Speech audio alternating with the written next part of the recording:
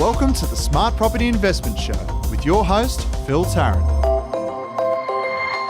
right, everyone, how you going? Welcome to the podcast today. Pleasure for you to have us tuning in wherever you're listening to this. You might be mowing the lawn or probably most likely sitting in a car driving somewhere on a half-hour commute, and that's typically what we try and time these things to. But we like chatting with investors. It's at the very heart of smart property investment that we share the stories of investors right across Australia. And today we have a couple who have come up from Melbourne. I think they've probably using this as an excuse to have a night in town, relaxing and away from the children. But they're up from Melbourne, Ollie and Alicia Jackson. Guys, how you going? You well? Yeah, well, how are you? Good. So you haven't come up specifically for me, have you? Or is this like wrapped around an idea or something else? Oh look, we'll say yes and smile. Sounds better, right? It's easier to get the babysitter like that. Yeah, it is. Where in Melbourne are you guys? So we're actually down in the Mornington Peninsula. Really? That's cool. Yeah, it's a good part of the world. Whereabouts in Mornington Peninsula? Mount Eliza. Okay. I only went there for the first time a couple of weeks ago. That's like Portsea way, right? Frankston South. Yeah. Yeah. Yeah. I went and played a water polo tournament, polo by the sea in the pier there at Portsea. So I'd never driven Portsea down polo. there. Yeah, Portsea polo. Yeah, it was right. pretty cool, but nice part of the world. So you're up in Sydney. Yes. Well, thanks for coming, stopping by No worries. and having a chat with us. I thought good opportunity to chat about your journey investing in property and look at your portfolio. You guys are young. Thanks. You're a lot younger than me. I'll take that. So how long you been doing this for us? How long you been investing in property? So actively for the last about 5 to 6 years. Okay. But it all started with my father's property actually back more than 10 years ago. We tried to source a great find for him, and then we waited until we were ready to step off. Looking back now, I think that had we had more education and been able to rent first, I think we would have started a lot sooner. But we waited a little while until we're in the right financial place, like most, I guess, young people, and then started. So do you live in your principal place of residence? Do you have We do now, principal yeah. Australia and then investment property? We do right? now. Okay. But it is definitely a purchase that we made with and having in mind that it will become an investment. Yeah. Okay. So how big is your portfolio now, including your principal place of residence? 3 at the moment. Okay. So principal place of residence and 2 investment property. Yeah. Okay. So principal place of residence, Mornington Peninsula near Frankston. Yes. And then, so where are the other 2 properties, your investment properties? Where are they located? One's actually down in Frankston. Okay. And the other one's in a suburb called Ormond. Ormond. Where's Ormond? Near Caulfield. Okay. That's cool. Yeah. And so the total sort of value of your 2 investment properties now, what would they be? 1.1. Okay. And sort of what sort of debt are you carrying across them? We've got a debt of 600. Okay. So you get a fair bit of equity there. Yeah. Yeah. So Something to play with. Yeah. So what's the game plan? What are you doing? Why are you investing in property? So it's a little bit addictive, actually. It's okay. As a lot of people say that. It's a little bit addictive. I think for me personally, it was really challenging to get started into it. And I think once we stepped into our first investment, we completely renovated that. We bought an ugly duckling, we redid it, and then found some really great gains off that, and that really inspired us to keep going on that journey.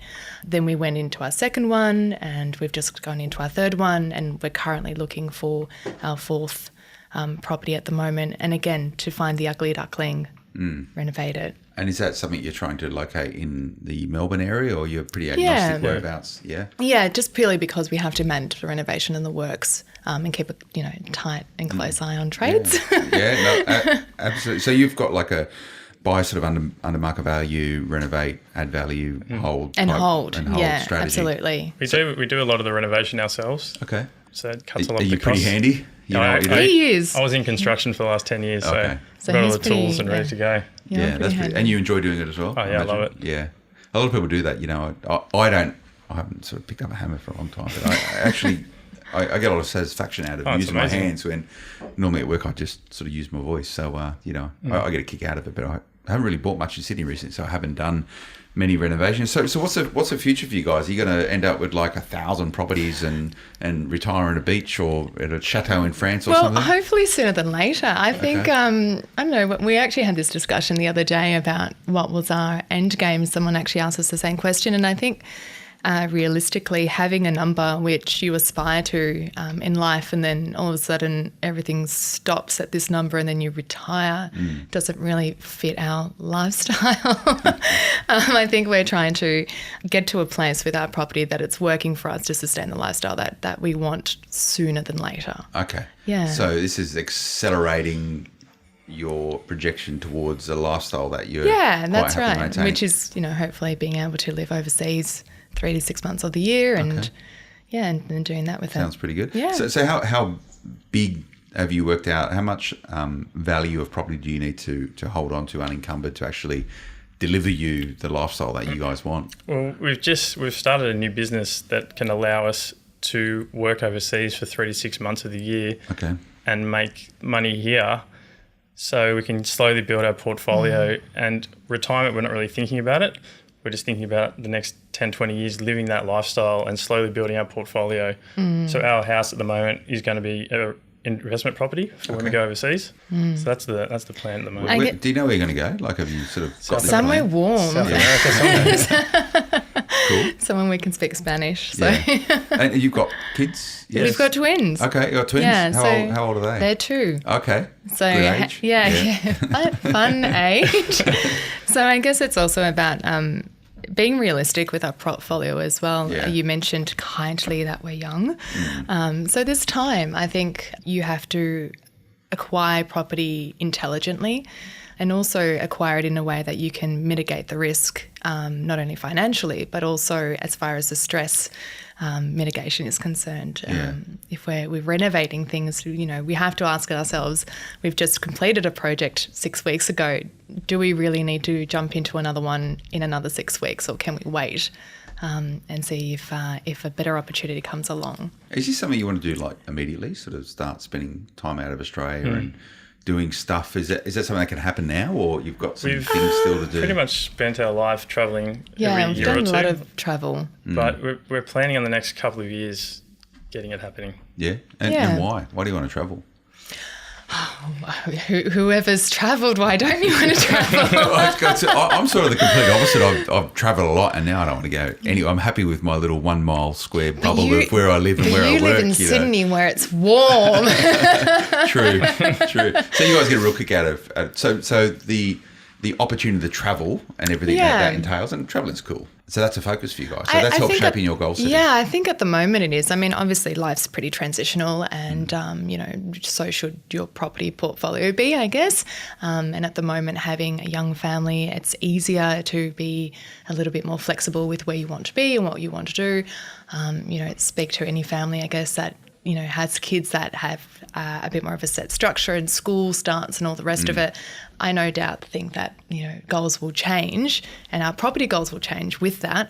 But at the moment, that's essentially what we're trying to aspire to. It's cool. It's like everyone's got their own beacon in life and how they want to shape the way they sort of navigate their way through the world, and to actually have the fortitude to say this is what we like, whether or not you got to prove it's right or wrong. The only way you can do it is by doing it. To say, how do we get the utility to be able to allow us to live the life that we want to live, and saying, hey, look, property's a tool to do that. That's fine, but then you got to get this property thing right. Well, that's right. And I think you've hit the nail on the head. Is I think a lot of at least people that we've spoken to and young couples and young families get really intimidated that this property game and this investment game can be something that's extremely serious, extremely bogged down, and you have to kind of, marry your property, and then all of a sudden you get caught into it. And it's nice to be able to shed light and say, well, it is a tool, and you can essentially make it work for you rather than you work for it. So you guys aren't, let's buy our property in the suburbs and put up our white picket fence and that's us done. Let's pay off our mortgage as quickly as possible. You guys are the opposite of that. We're pretty much as far from that as you can get. Our property that we live in Mount Eliza is on a 4,000 square metre block. Oh, okay. So that's a big block. We have it's a lot of birds. We have a lot of future plans for that. Yeah. So that's exciting. Very You just got to give it a red hot go. Oh, yeah, 100%. And the fact that you're fortunate enough to do it, I think it's a privilege rather than, and you've orchestrated it though. It's not by chance or accident. And I think it takes a lot of people a long time to actually understand what they want to do and how they want to do it. So who's the sort of driving force of this property game with you guys? Probably both of us. Yeah? we're both We have pretty different things we jump into, yeah. So you sort of like get the job done, fix the places up, renovate them, Yeah. all that sort of thing. Oliver's a whiz with numbers. Okay. I will say that. He is a whiz with numbers and sourcing. Like he has a real gift for sourcing great property and crunching numbers and then finding out very quickly if it's something we look at or we don't. I guess my ability then comes into walking into an absolute dump and saying it's perfect. Having a vision to see how you can transform something for as that's cheaply right. as possible, right? And that there sort of lies the secret. Is it, how long have you guys been how long have you known each other for? We've been together for 10 years. It's actually our anniversary tomorrow. Oh, is it? So hence the reason why you're in the city then. I think we forgot when we booked it. Yeah. How did you meet? Was it one of those random sort of things, or? You can tell that It was a little bit random. You mentioned we jumped into things pretty quickly. We also jumped into our relationship pretty quickly. Okay. I think it was 5 days before we Moved in together. moved in together 10 years ago. Cool. Yeah. Well, it sort of works, you know. Yeah, it kind of Worked worked. so far. But who out of you guys, who's sort of who sort of steers the conversation, or how do you have the dialogue around steering the conversation about what you guys want to do in life and how property sort of is a tool Pretty to do equal. it? Yeah, it's pretty equal. I think Sounds like a counselling session. It's good. I think, obviously, I mean, as you can probably hear out there, I do most of the talking. So I think it's about being able to steer the conversation so you're being vocal about what you want and what you need, and then having the other person come in and say, I agree or I disagree, and then having that space to listen, essentially, is really important. And what's your relationship like with money? And that's a sort of a two-way question. Number one, how do you view money? And number two, how do you guys actually talk about? Is money an easy conversation as you guys as a couple? Because I know a lot of couples married, whether they're married or not, whatever the makeup of that couple is, finance is often a off-topic type conversation. We talk about finance a lot. Yeah, we talk about money. Oliver handles most of it purely because I am an absolute Terrible hopeless person with numbers and passwords. Okay, fine. So I'm happy to delegate that over. No, but as far as, I think, again, if you're clear on your objective, then you should be clear on your finances. It should be one and the same, I guess. I think that's a key point, and a lot of people don't normally align them because finance, money, property is a tool for, I view, for creating the life that you want to have. And if you have a bad relationship with money, or you don't have a conducive relationship with a partner where you can talk openly and freely about money and why you're using it, it never works out, you know. And if that sounds like you got to work on that, I reckon. You know, what's your views? Is that something you need to work on, or is that something that just happens pretty organically for you guys? I think at the moment it happens organically, but I think as you get deeper into your property portfolio and your property journey and things evolve, you've constantly got to go back to the drawing board and say, are we still on track? Are we still making the right choices? Are we still aligned in these choices? And chances are that you'll get to a point where you're not, and that's okay. Yeah. We've changed our journey a few times. We've had a plan and then got to a point and been like, I think we want to go in this direction now. And we both have a conversation about it, and then we work towards that. So we probably could have had a lot more properties, but we've decided to do more of a lifestyle travel thing and build property as well. Yeah. Have you travelled with your kids yet? Yeah. How's that go? Pretty good? Yeah, it's not bad. We've taken a break because they're at that age at the moment where it's difficult. With terrible twos. 30-hour flight with 30-hour flights with 2-year-old twins is not glamorous in the least.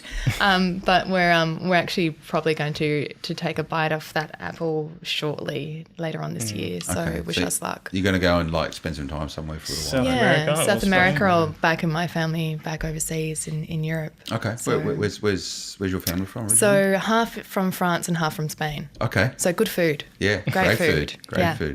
We my family, me, my wife, and our girls and her mother, they spend about a month a year in Spain, and I sort of go out there for like a week. So Nice. I like Spanish food. Yes. That's the best. Really, really cool. Really it's a nice good. part of the world. But it's good if you can get it. So you guys moving forward, you spoke about you're looking to acquire your next asset in the Melbourne area. What's your philosophy for identifying and negotiating and purchasing a particular property? How do you sort of set the parameters around that? At the moment, we're looking to do a block of units, small block, 4 to 6. So to build them yourselves? No, to buy a 60s or 70s block and renovate them all. Like everyone else in the world is looking for the same. Pretty much. Yeah, that's right. There's a lot out there. Is there a lot of blocks out there? Is there? Yeah, there is. Strated or unstrated, or it doesn't matter?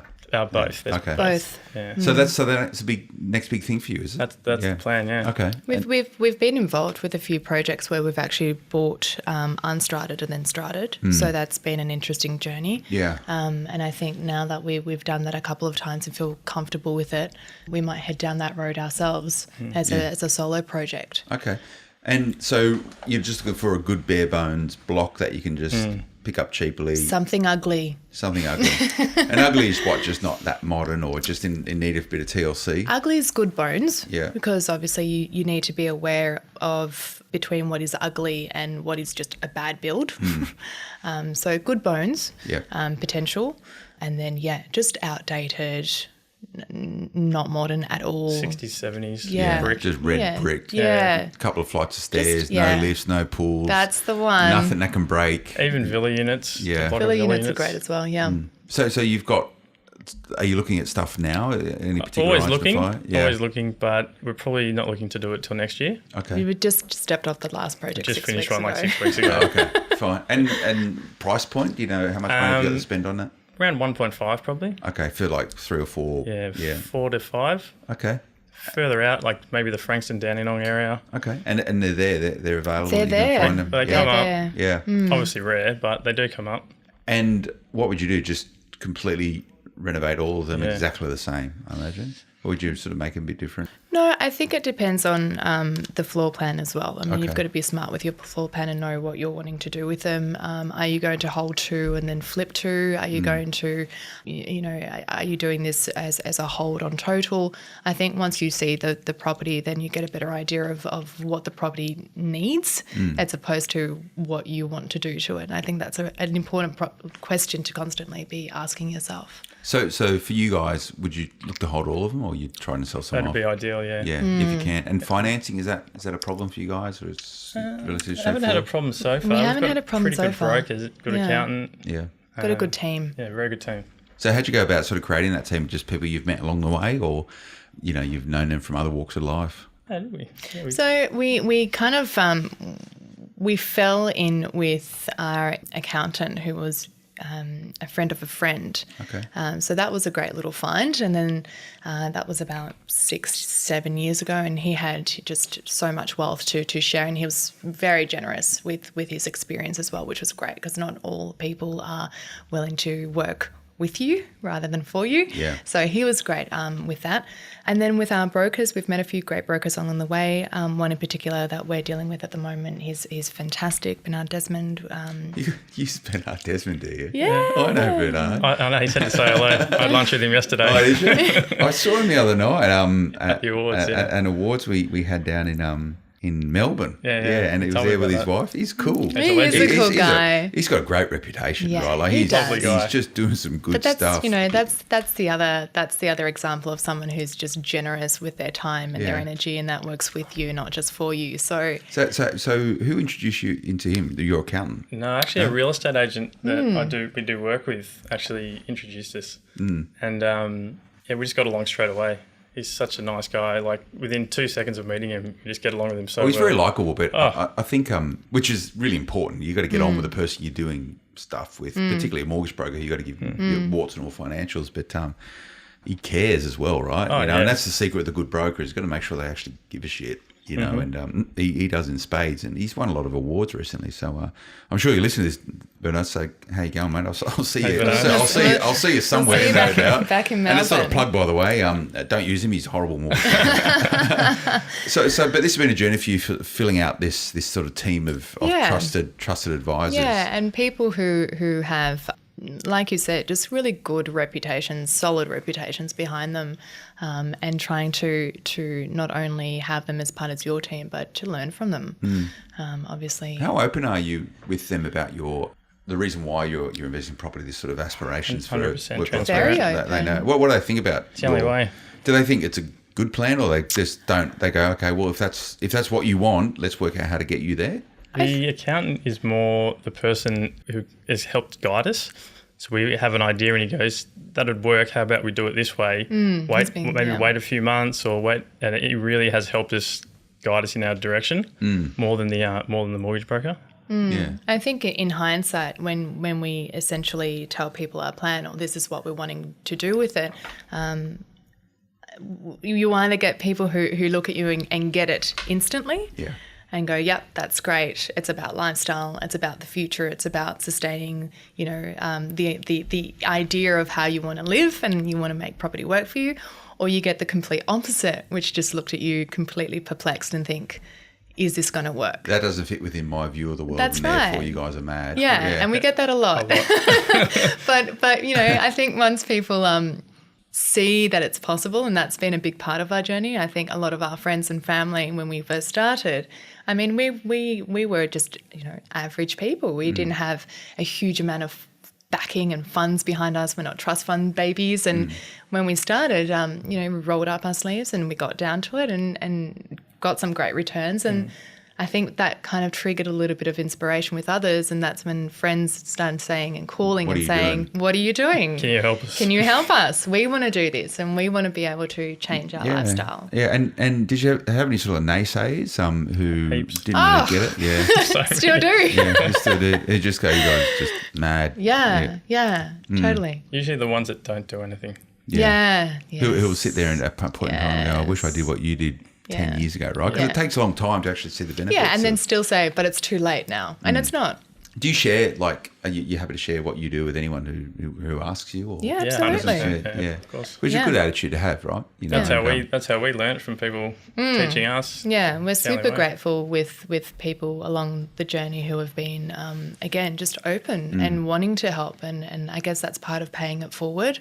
And why be jealous or controlling with your I guess wealth? Yeah. You got a lot of things right because, and whether or not, I haven't dug down your strategy. I don't know what you're doing, and I'm not qualified enough to offer an opinion on that. But having spoken with hundreds and hundreds and hundreds of investors, and a lot of people who have spoken with thousands and thousands and thousands of investors, and this is, if I was tuning this podcast, this is probably what I take away from it, would be you need to work out your why pretty quickly, because otherwise you can't set a clear and coherent strategy and then actually understand and appreciate what tactics you need to actually get you there.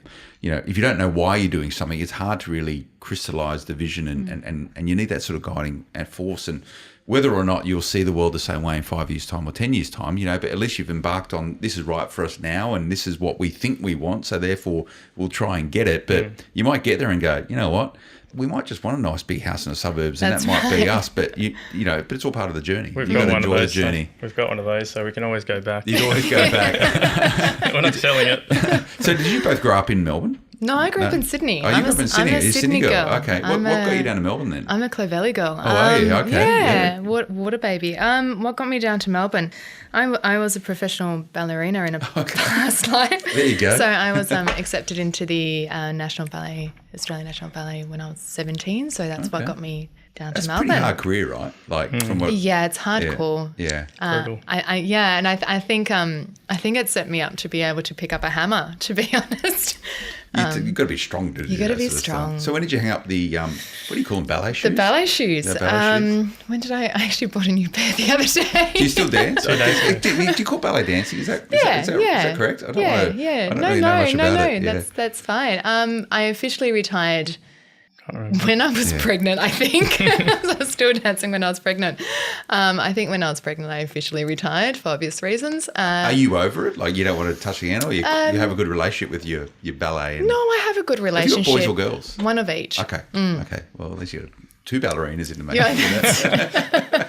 Don't want to be gender biased.